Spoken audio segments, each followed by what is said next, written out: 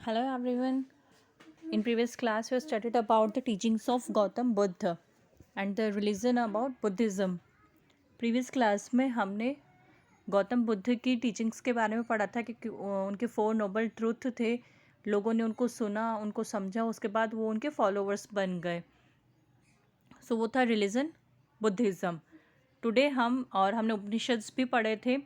Today we are studying about teachings of Vardhaman Mahavira. आज हम वर्धमान महावीरा की टीचिंग्स को पढ़ेंगे। 2500 ईयर्स अगो पहले एक और फेमस थिंकर आए थे जिनका नाम था वर्धमान महावीरा।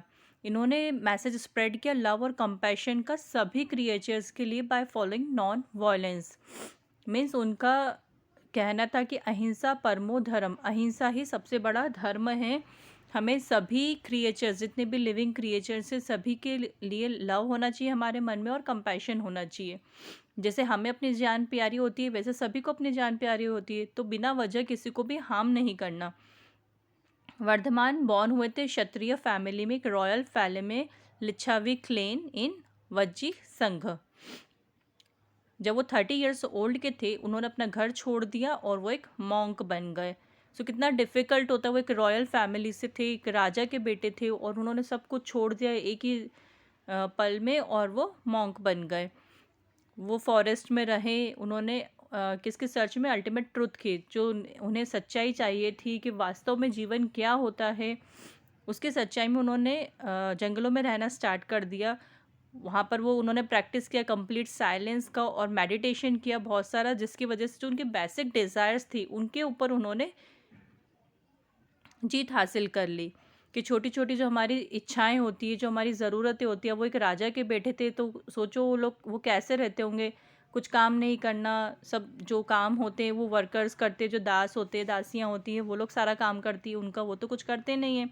लेकिन फिर भी उन्होंने सब कुछ छोड़ दिया एक ही बार में और वो जंगलों में रहना शुरू कर दिया। उन्होंने वहाँ पे साइलेंस में रहे, वो मेडिटेशन किया उन्होंने और अपने डिज़ायर्स के ऊपर जीत हासिल कर ली। उन्होंने अपने जितने भी इमोशंस होते हैं सबको गेन कर लिया, जैसे कि जॉय, सॉरो, एंगर, हैट्रेड, ये जितने भी हमारे इमोशंस होते हैं इन सबके ऊपर उन्होंने काबू पा लिया। फिर एक बहुत ही हार्ड और लोनली लाइफ जीने के बाद 12 साल तक उन्होंने ऐसी लाइफ जी। उसके बाद उन्हें इनलाइटमेंट मिल गया। वो बन गए थे जिन, जिसका मतलब होता है one who is conqueror of his mind and body, जिसने अपने दिमाग और अपने शरीर पर जीत हासिल कर ली, दैट इज़ जिन। फिर महावीर एक जगह से दूसरी जगह पर मूव करते थे, अपने थॉट्स, अपने आइडियाज़ लोगों तक पहुंचाते थे। बहुत सारे लोगों ने उन्हें फॉलो करना स्टार्ट कर दिया उनकी टीचिंग्स को और उन्हें कहा गया Jainas. Like Buddha, Mahavira and his followers to taught in Prakrit language. जैसे बुद्ध जो थे उन्होंने प्राकृत लैंग्वेज में लोगों को समझाया, वैसे ही महावीरा और उनके जो फॉलोअर्स आए उन्होंने भी प्राकृत लैंग्वेज में ही पढ़ाया। महावीर कहते थे कि जो लाइफ होती है वो सभी क्रिएचर्स को प्यारी होती है और सभी जीना चाहते हैं। इसलिए जो उनके फॉलोअर्स थे उन लोगों ने भी स्ट्रिक्टली फॉलो किया अहिंसा और नॉन वायलेंस को, जिसका मतलब होता है कि हमें किसी भी लिविंग बीइंग को हर्ट नहीं करना चाहिए, उसे मारना नहीं चाहिए। They should also avoid thinking और saying anything that is harmful to others. हमेशा सोचना या हमेशा बोलना भी नहीं चाहिए जिसकी वजह से किसी और को हर्ट हो। He taught his followers to be truthful and honest. उन्होंने अपने फॉलोअर्स को पढ़ाया कि हमें हमेशा ट्रूथफुल होना चाहिए, सच बोलना चाहिए और ऑनेस्ट होना चाहिए। हमें कभी चोरी नहीं करना चाहिए और फोर्सफुली किसी से उसकी चीज़ नहीं लेनी चाहिए। ये सारी उनकी टीचिंग्स थी।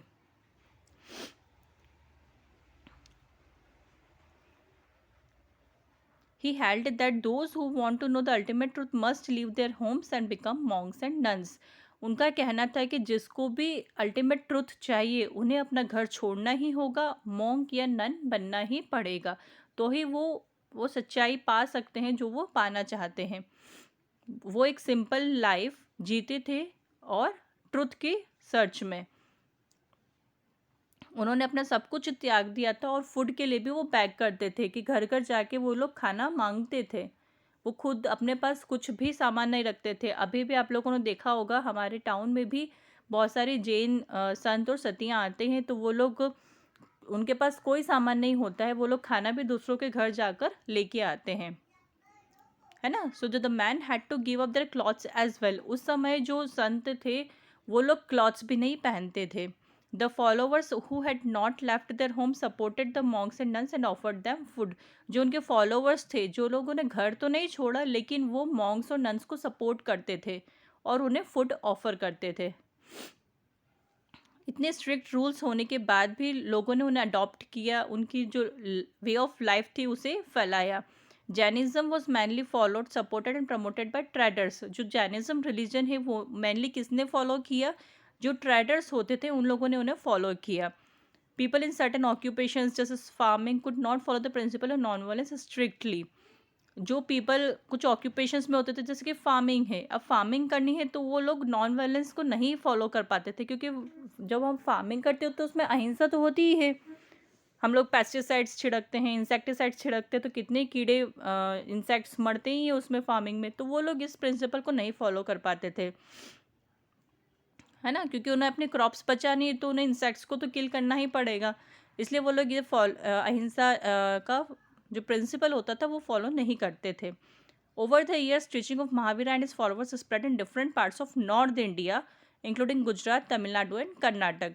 जो महावीरा की टीचिंग्स थी ये कुछ सालों में ही उनके फॉलोवर्स के through different parts of north India में फैल चुकी थी, जिसमें गुजरात, तमिलनाडु और कर्नाटक भी इंक्लूडेड थे। वो टीचिंग कैसे कन्वे करते थे? ओरली कन्वे करते थे 100 ऑफ ईयर्स तक, लेकिन after 1500 years ago they were return in the present form at a place called Vallabhi in Gujarat. पहले तो वो लोग सिर्फ ओरली पढ़ाते थे, लेकिन बाद में वो लिखना स्टार्ट कर दिया, जो कि गुजरात में एक प्लेस है वल्लभी, वहाँ पर प्रेजेंट है। Now associations of Buddhist Monks and nuns. Association means एक संघ। अगर कोई भी काम करते तो सब लोग मिलजुल कर करते, तो वो अपना एक एसोसिएशन बना लेते हैं, एक संघ बना लेते हैं, जिसके थ्रू वो लोग फिर काम करते हैं सब लोग मिलकर। तो ऐसे बुद्धिस्ट जो मॉन्क्स और नन्स हुआ करते थे उन लोगों का भी एक एसोसिएशन होता था। सो जो बुद्धिस्ट और जैन फॉलोवर्स थे, जो लोगों ने घर छोड़ दिया था, वो लोग साथ में रहते थे ग्रुप्स में और एसोसिएशन में, जिसे कहा जाता था Sangh. The monks and nuns had to lead their lives in a certain way according to the rules of the Sangh. फिर उनके संघ कुछ रूल्स और रेगुलेशंस होते थे। जो लोग भी उस संघ से जुड़े हुए होते थे उन लोगों को सारे रूल्स फॉलो करने पड़ते थे strictly. Life in a Buddhist संघ। अब हमें लाइफ बताई गई है कि बुद्धिस्ट के जो संघ हुआ करते थे उनकी लाइफ कैसी होती थी। जो रूल्स होते थे बुद्धिस्ट संघ के, वो मैंशनड एक बुक में जिसका नाम है विनय पिटका। ओके, ये एक बुक है जो कि बुद्धिस्ट के द्वारा लिखी गई है। उसमें बताया गया है कि उनके रूल्स कैसे हुआ करते थे। इस बुक के अकॉर्डिंग एवरीवन, चाहे वो बार्बर हो, डांसर हो, स्लेव हो, सभी को संघ से ज्वाइन किया जाता था। जो भी ज्वाइन करता था संघ को, जो अगर कोई चिल्ड्रन है तो उन्हें अपने पेरेंट्स की परमिशन लेनी पड़ती थी, स्लेव्स है तो उन्हें मास्टर्स की परमिशन लेनी पड़ती थी, और जो वर्कर्स है उन्हें किंग की परमिशन लेनी पड़ती थी, और कोई डेप्टर है तो उसे क्रेडिटर की परमिशन लेनी पड़ती थी, और अगर कोई वुमेन है तो उसे अपने हस्बैंड की परमिशन लेना ज़रूरी था, तभी वो संघ को ज्वाइन कर सकते हैं। आई बात समझ में? कोई भी अपनी मर्जी से जाके उनके साथ नहीं जुड़ सकता था। आपको अपने फैमिली मेम्बर की परमिशन लेना ज़रूरी था। हुआ करता था कि अगर आपके फैमिली मेम्बर की परमिशन होती थी या कोई भी किसी भी चीज़ से जुड़ा हुआ है तो उसकी परमिशन अगर मिलती थी तो ही वो उनके संघ से जाके जुड़ सकते थे, अदरवाइज वो नहीं जुड़ सकते थे। In a Sangh there were separate sections for man and women. Man और वुमेन के लिए अलग अलग सेक्शन होते थे। वो लोग सिंपल लाइफ जीते थे, मेडिटेट करते थे मोस्टली टाइम, सिटीज़ में जाते थे, विलेजेस में जाते थे, फूड लेकर आते थे। उनका एक टाइम फिक्स होता था, जैसे खाने का टाइम होता है उस समय वो लोग खाना लेने चले जाते थे, लेके आते थे, और फिर सब लोग साथ में बैठकर खाना खाते थे। एवरीवन हु लिव्ड इन संघ हेल्प द एसोसिएट्स। जो भी संघ में रहते थे उन्हें एसोसिएट्स की हेल्प करनी पड़ती थी। They settled their disputes in meetings. कोई भी अगर डिस्प्यूट होता था तो वो मीटिंग में सॉर्ट आउट कर लेते थे। मैनी मॉन्क्स और नन्स जो थे वो took out time to write down the Buddha's teaching. जो बुद्धा पढ़ाते थे उनको वो मोस्टली टाइम लिखा करते थे। जो भी मॉन्क्स और नन्स होते थे वो लोग पोएम्स कंपोज करते थे उनकी लाइफ के ऊपर। Then monasteries. बुद्धिस्ट और Jain monks nuns travelled all around the year to spread the message of Buddha and Mahavir among the masses. वो लोग पूरे साल एक जगह से दूसरी जगह पर जाते रहते थे और जो बुद्ध की या महावीरा की जितनी भी टीचिंग्स होती थी उससे वो लोग लोगों को मैसेज देते थे। जब रेनी सीजन आती तब ट्रैवल करना डिफिकल्ट होता था, क्योंकि वो ट्रैवलिंग किसके थ्रू करते थे? By foot. वो लोग पैदल चलते थे, वो लोग किसी गाड़ी का यूज़ नहीं करते थे, वो लोग हमेशा पैदल ही चलते थे। और अभी भी जितने भी जैन संत सतिया है, या हो सकता है जो बुद्ध के भी जो फॉलोवर्स हैं, वो लोग सब पैदल वॉक जाते हैं। वो लोग किसी भी तरह का व्हीकल नहीं यूज़ करते हैं। सो रेनी सीजन में डिफ़िकल्ट होता है पैदल चल के जाना, कहीं कीचड़ हो रहा है, कहीं गीला हो रहा है। रेनी सीजन में बहुत सारे इंसेक्ट्स वगैरह भी होते हैं, तो पैदल चलने में उन वो दब के मर सकते हैं, इसलिए वो लोग पैदल नहीं इसलिए वो लोग रेनी सीजन में ट्रैवल नहीं करते हैं। इस टाइम पर वो लोग एक टेम्पररी शेल्टर में रहते हैं, जो कि उनके सपोर्टर्स के थ्रू या जो हिल एरियाज में केव्स होते हैं वहाँ पर वो लोग रहते हैं। After some years, monks and nuns as well as their supporters began to feel the need for having permanent shelters. कुछ सालों के बाद जो मॉन्क्स और नन्स होते थे और उनके जो सपोर्टर्स होते थे, उन्हें फील हुआ कि उन्हें एक परमानेंट शेल्टर की ज़रूरत है। सो उन्होंने पक्का बिल्डिंग्स कंस्ट्रक्ट, एक क्वाइट जब प्लेस होती थी, शांत जगह होती थी, वहाँ पर उन लोगों ने बिल्डिंग कंस्ट्रक्ट करना स्टार्ट किया, जहाँ पर मॉन्क्स और लीव्स रहते थे संघ के साथ और वर्शिप करते थे। इन बिल्डिंग्स को कहा जाता है मोनेस्ट्रीज और विहारास। ओके, ये फिगर 3 में पिक्चर दिया हुआ है हिमालयन रीजन लद्दाख का। The land for vihara was often donated by rich merchant, a land owner और द किंग। जो विहारा के लिए जो लैंड होती थी, जहाँ पर मोनेस्ट्रीज बनाई जाती थी, वो लैंड या तो कोई रिच मर्चेंट हुआ, कोई किंग हुआ या कोई लैंड ओनर हुआ, वो लोग वो लैंड डोनेट करते थे उनको। Earliest wooden विहारास were replace by those made of brick. पहले जो विहारास बने होते थे वो वुडन के होते थे, बाद में ब्रिक्स के बनना स्टार्ट हो गए। कुछ विहारास वेस्टर्न इंडिया में human made cave shelters build by hollowing out rocks in the hills. जो लोकल सपोर्टर्स होते थे वो विजिट करते थे विहाराज में, फूड ऑफर करते थे, क्लॉथिंग, मेडिसिन मॉन्क्स के लिए, नन्स के लिए, and receive wise thoughts of Buddha and Mahavira. और उसके बदले में उन्हें कुछ अच्छी बातें सीखने को मिलती थी। Now 4 ashramas of life.